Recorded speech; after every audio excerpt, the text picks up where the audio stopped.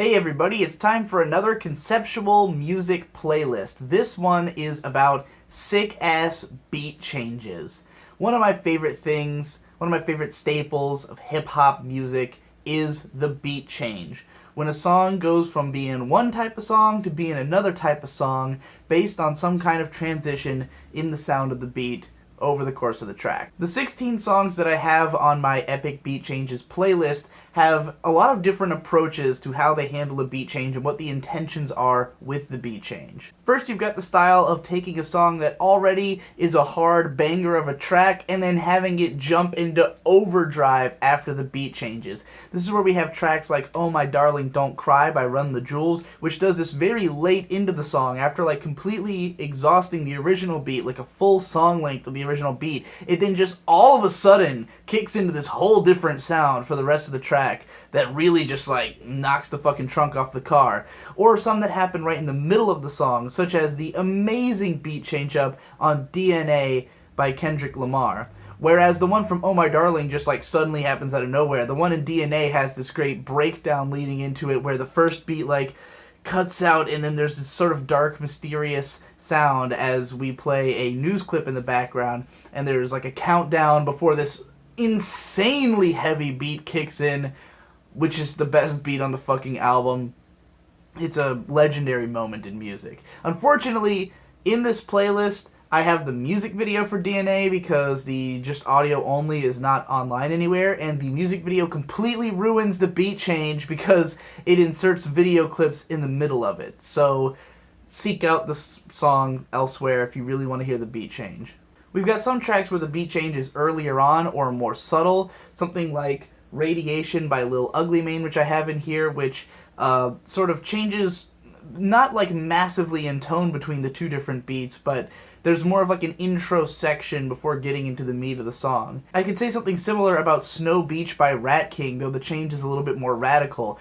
This song has about 40 seconds of one beat before it sort of cuts out, goes into an airy section, and slowly phases into the next beat that the bulk of the song carries with. And then there's even a sort of a beat change at the very end of the song as well, as it fades out and introduces other instruments. So, very interesting track. Then we've got the Death Grips style of beat change, which is to go back and forth between two different types of beat. We've got tracks like BB Poison and Anne Bonny, both of which are pretty much known for the fact that they'll go from like one heavy beat to one insane beat back and forth over the course of the song, almost like a verse and chorus reprisal, but with the instrumentation. It's a very interesting sort of songwriting style. Other tracks use the beat change to actually calm down. Ministry of the Torture Couch by Bus Driver, for instance, is a song that starts off more like intense and then goes into this very like airy and more